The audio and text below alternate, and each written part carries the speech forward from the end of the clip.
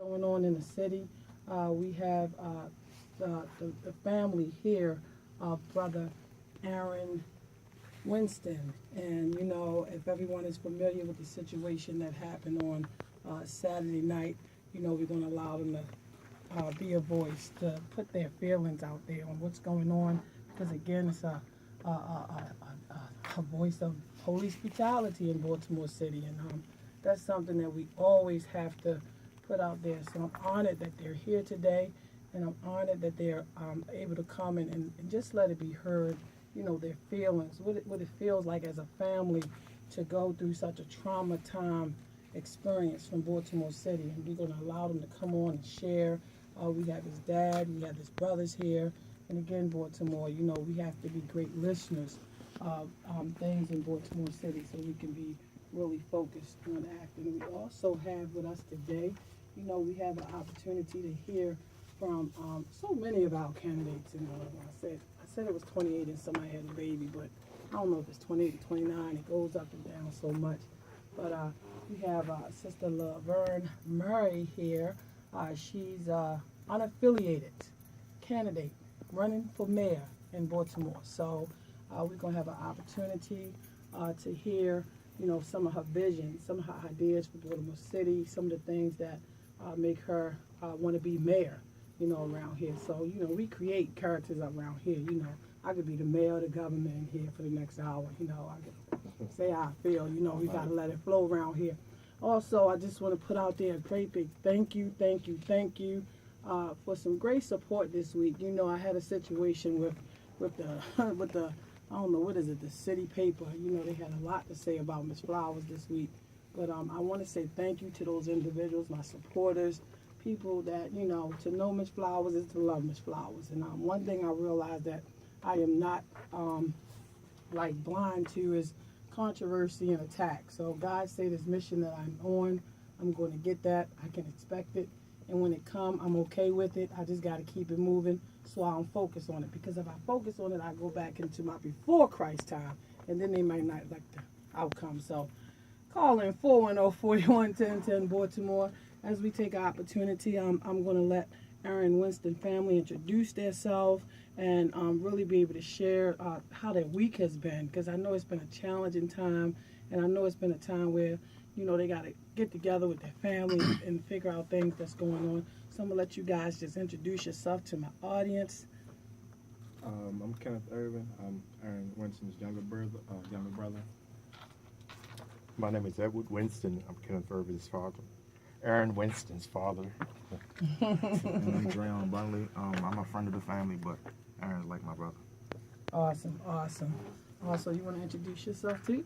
Let us know, Madam Potential Mayor of Baltimore City. Good afternoon. I'm Dr. Laverne A.W. Murray, candidate for the mayoral seat in Baltimore City, and I'm looking forward to make change in our city. It's time for team leadership. So one of the things I want to ask you, because you're here as a candidate, and we just leave it open, give us 3 tops. What's your 3 top priorities for changes in Baltimore City? Well, the 3 top would be, 1 is certainly clean up our city. It's extremely filthy from one end to the other. 2, our crime rate to get reduction down. Police force to build that bridge back again with our communities.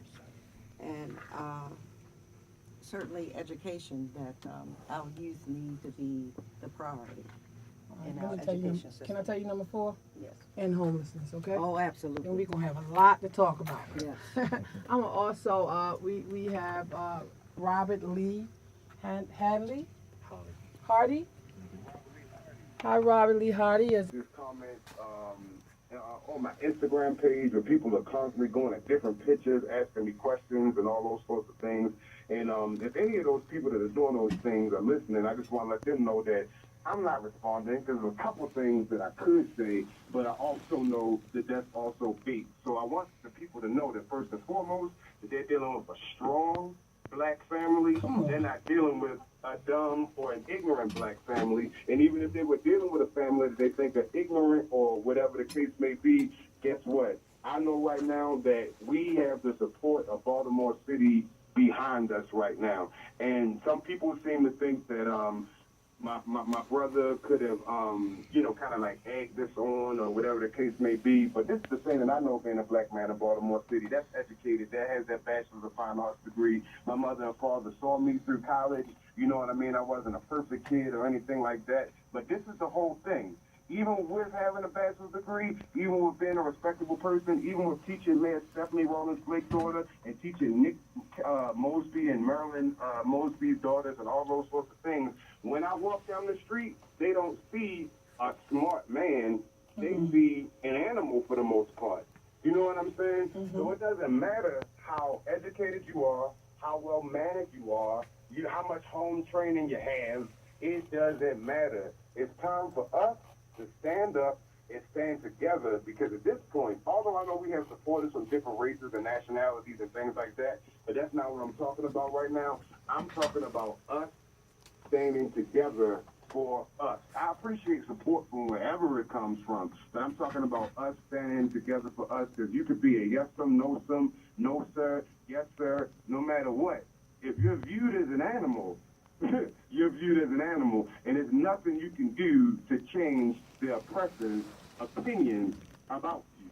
You know, so I am grateful for the platform that radio stations like you are giving us, and just for my community. It's important for me to let Baltimore know that myself and my family, we love them, because you don't have to share anything, especially when it's somebody that's not related to you. You know what I mean? Yes. And I'm just grateful today, because this is truly an auspicious time to be alive and healthy. And at first I was angry, but now I'm not angry. I'm kind of like in the healing process, because I'm not saying hashtag rest in peace, Aaron Winston. My brother can still tell his story right now.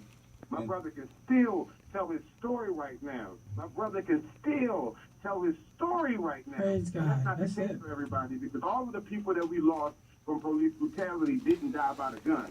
You understand? I can't breathe. That wasn't a gun. That wasn't a shooting. And the same thing could have happened to my brother. So in the midst of my anger, I have to say that I am so grateful that my brother is still alive, and I have the faith that justice will be served. And if I may add to that, talking about the social media, I've had some, outrageous comments on my pictures too as well. People talk about, oh, they're just doing this for the fame and for the money. No, it's nothing like that. We just want justice. That's all. I would never thought I would come to see the day that I had to deal with, police brutality to my brother, and now that it's a reality, and that it's hitting me all at one time, and my family as well. We just all, saddened by this, and, we just want the justice. That's all, just to add to that. And I just want to definitely, just really, from my perspective of Baltimore City, forums day after day, and some of the issues, and you can chime in on this, because some of the issues when we're sitting at these forums, we want to know, like, when it's dealing with police and the brutality that they bring upon our city. Like, as a candidate running for mayor, and I'm glad you're here, because, this family need to have some reassurance what would the future be like. We got young brothers here that we want to make sure they take an opportunity to vote. How would you see yourself, dealing with a situation when it's coming to dealing with the police? Well, first of all, there's a lot of frustration on both sides. And we have to give an account on both sides. And not diminishing anything that has happened to your family. We have to realize that it is the entire police force is not bad. We need a police force. We cannot live amongst each other without a police force. Secondly, there are bad apples in every industry. Yes, everything. Come on, y'all. We got to be real about this. Let's be real. It's called real talk. Let's be real. I know that's right. There are bad judges. There are bad police officers. There are bad pastors. They are bad. No, yes, there are some, and some of them I know. Okay. There are bad. You understand what I'm saying? There are apples that need to be weaned out in every industry. Yeah. And as the mayor, the mayor to win, Oh. I plan to wean out those that are bad.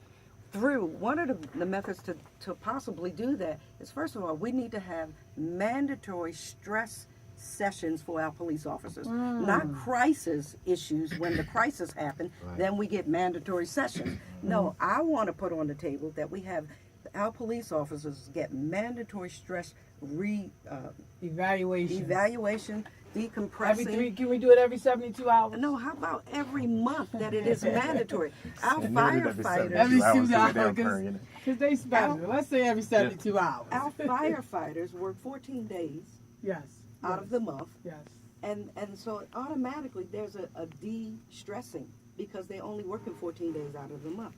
But our mandatory police force should have one that program that's available to them, not when the crisis happens, but on a regular basis, a mandatory deal.